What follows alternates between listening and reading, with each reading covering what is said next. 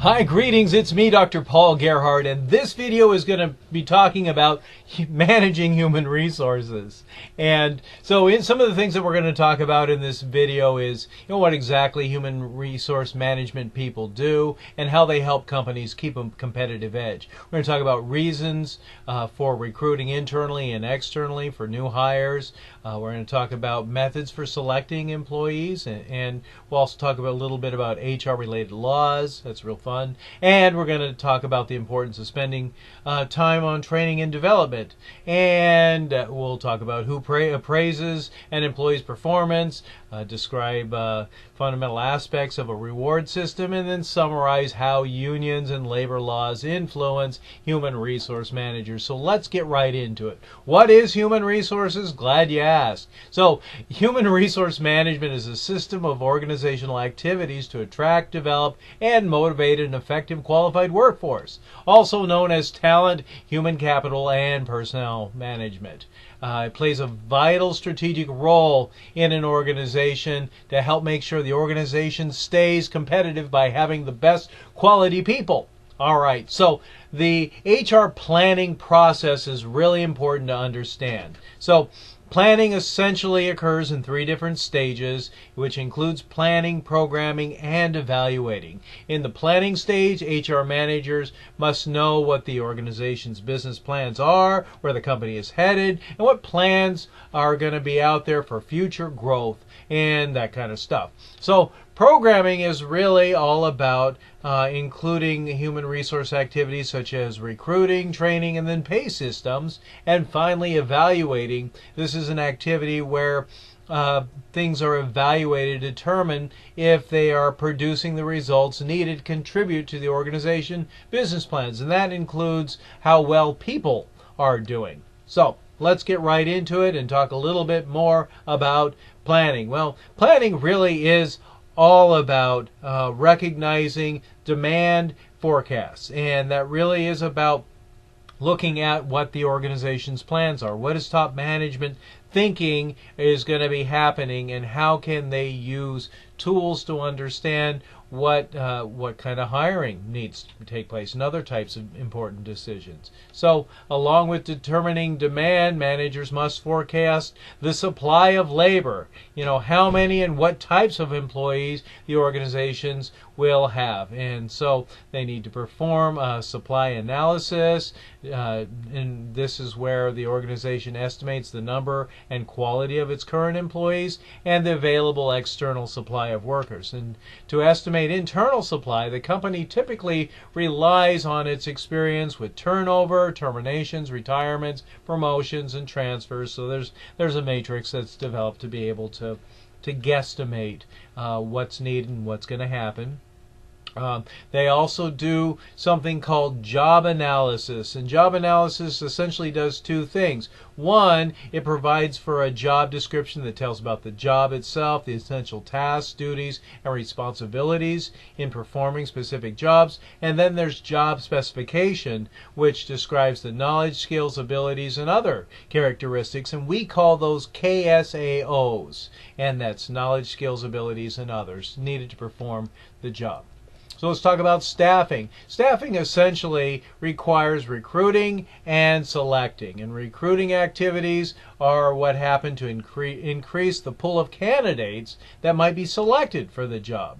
And so recruitment may be internal to the organization, that's considering the current employees for promotions and also transfers, or external, and that's from outside the company, obviously. And so there are always advantages and disadvantages to either choice. So some advantages of internal recruiting: this is the employer knows the employees and the employees know the organization. So there's always systems and corporate culture involved, and of course politics, and so all of those things must be considered. And then with external candidates who are unfamiliar with the organization, it can be kind of a risk, because whenever you bring someone in from the outside, they may not like what they see, and this is why hiring for fit is so important, and that includes personality. So it is really important for HR managers and managers at all levels to consider that it is so important to hire employees that will stay with the organization and grow with the organization. When you keep the knowledge, skills, talents in the organization, that can help the organization grow and move forward. So it really is important to consider, where you're getting your applicants and how to make sure you've got the best qualified person for each candidate. And that's what HR people do. In the selection process, there's applications and resumes involved, interviews, reference checks, background checks, personality tests. Sometimes organizations do drug testing, cognitive ability tests, performance tests, and integrity tests. And it really is important that you choose the right methods to make sure that you are valuing people's time, but you're also really being thorough enough to make sure that you're hiring someone that really is going to be the best fit and help grow the company and make a positive difference, rather than just use the company as a stepping stone and then leave the company and possibly take their talent and training to make the competitor strong, right? You don't want to do that. Excuse me. So interviews are really important, and there really are essentially three different types of interviews. There's a structured interview, where this is a selection technique that involves asking all applicants the same questions, comparing their responses to the standardized sets of answers. There's situational interviews that focuses on hypothetical situations. Tell me about a time when.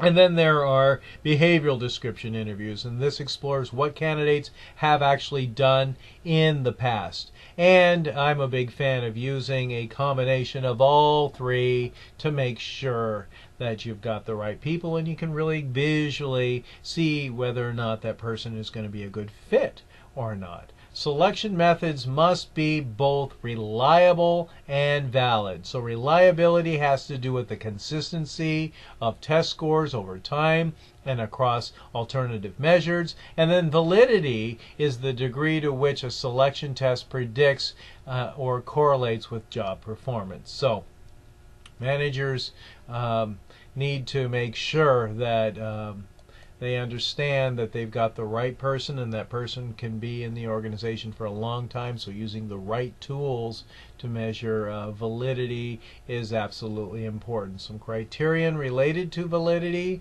This is referring to the degree of which a test actually predicts or correlates job performance. And then content validity addresses concerns the degree of which selection tests measure a representative sample of the knowledge, skills, and abilities required for the job. So that's content validity.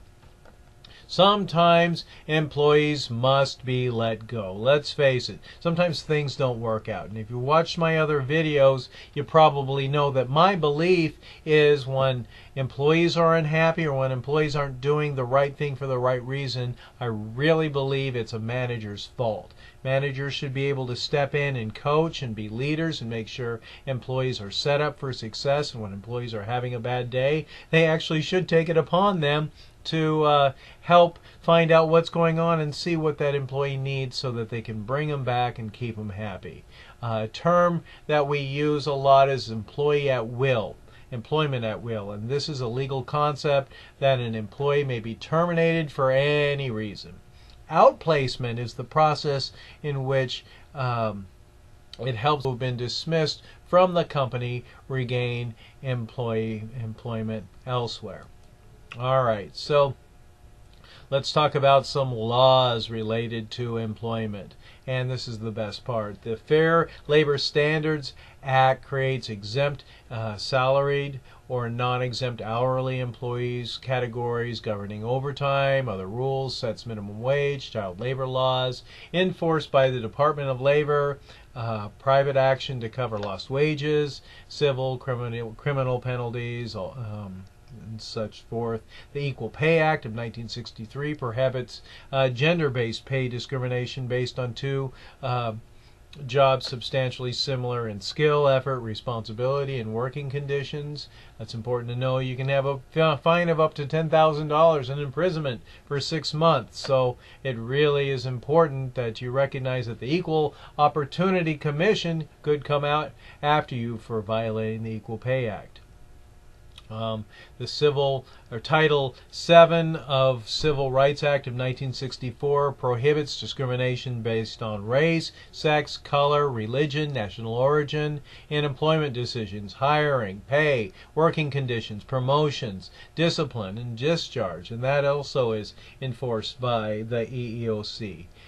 Private actions, back pay, front pay, reinstatement, restoration of seniority and benefits, attorney's fees and costs, all of these are discovered and included in this. Executive Orders 11246 and 11375 of 1965 requires equal opportunity clauses in federal contracts. It prohibits employment discrimination by federal contracts based on race, color, religion, sex, and national origin. And the Age Discrimination in Employment 1967 prohibits employment discrimination based on age for persons over age 40, restricts mandatory retirement, EEOC enforcement, private actions for reinstatement, back pay, front pay, restoration of seniority, pension benefits, double unpaid wages for willful violations, attorney's fees, and costs are all considered. The American Disabilities Act of 1990 extends affirmative action provisions of the Vocation Rehabilitation Act to private employees, requires workplace modifications, and the EEOC also does things to help the disabled in that way. Civil Rights Act of 1991 clarifies Title VII requirements, desperate treatment, impact suits, business necessity, job relatedness. It shifts the burden of proof to the employer. It permits punitive damages and jury trials. Punitive damages limited to sliding scale only.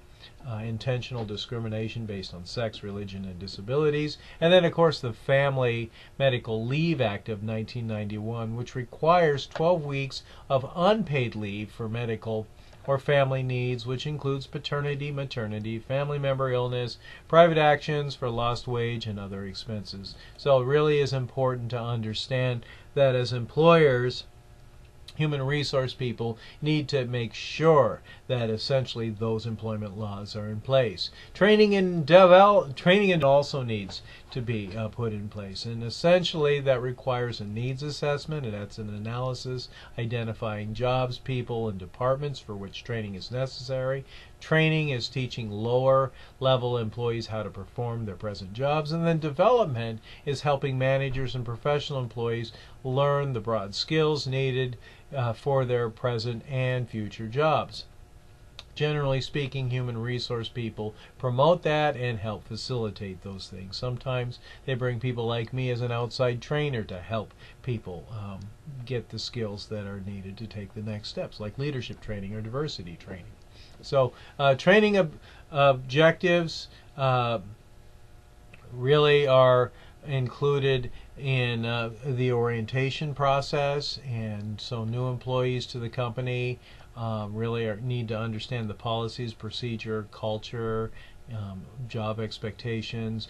Team training, that's something that provides employees with the skills and perspectives they need to collaborate well with others. And then, of course, diversity training, as I mentioned before, focuses on identifying and reduces hidden biases against people with differences, and developing the skills needed to manage a diverse workforce. So performance appraisals are often abused by managers. They're not trained to do them right, and as a result it pisses off employees. So stop doing it wrong and make a positive difference with an employee appraisal. You have to do it right.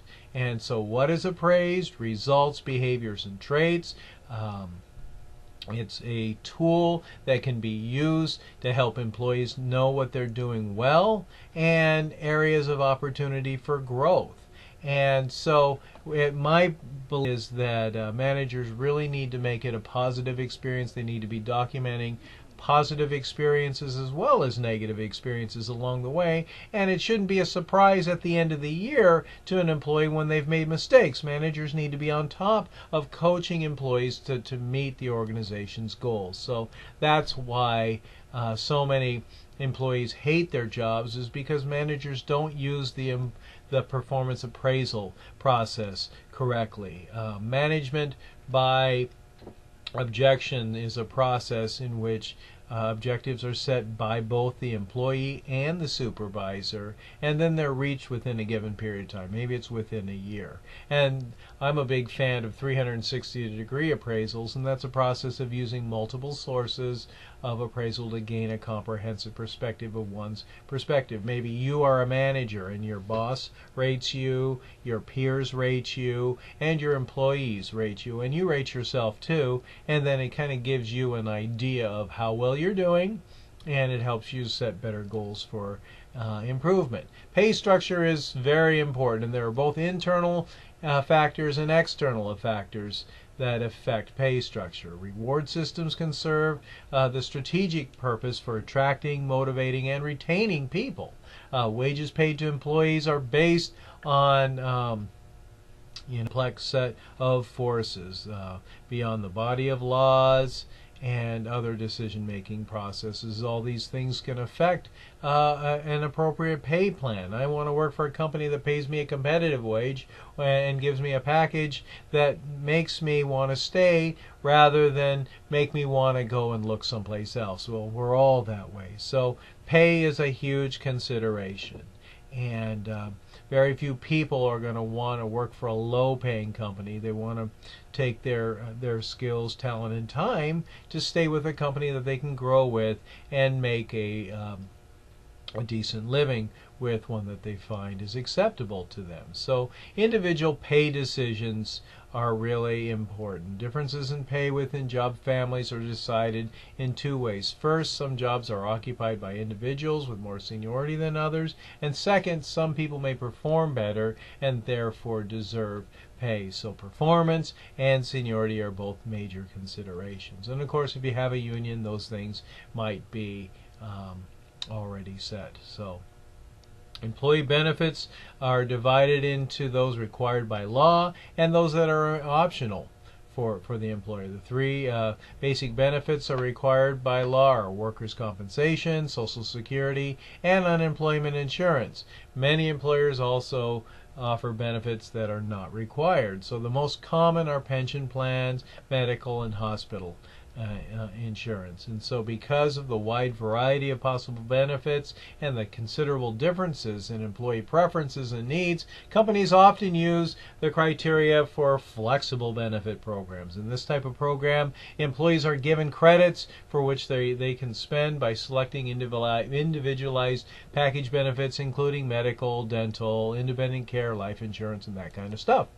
So with labor relations, speaking of unions, this helps organizations negotiate benefits.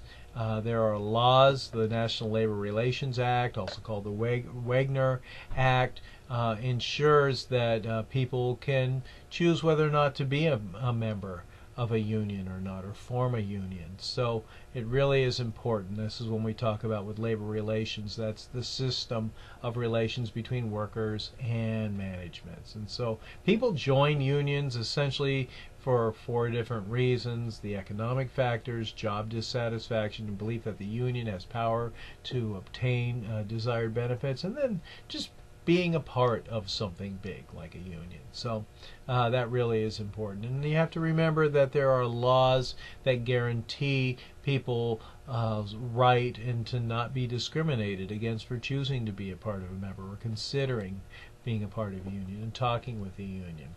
Collective bargaining is really important to consider. If you are in a union shop, then this is mandatory that you become a part of the union after a set period of time. Right to work is important. This is legislation that allows employees to work without having to join a union. There are negotiations and strikes and arbitration that take place with the help of unions, including unions. And selection, it really is important that you as a manager understand all the laws and all the requirements and the best practices for making sure that you are bringing in the best employee possible, and then you're helping develop employees to stay with the company with the systems that are in place. And so that, in a nutshell, ladies and gentlemen, is managing human resources. I appreciate your time. I hope that you found something useful in this video, and even more importantly than that, I hope that you have a great day, because only you get to choose how you feel about it. I'm Dr. Paul.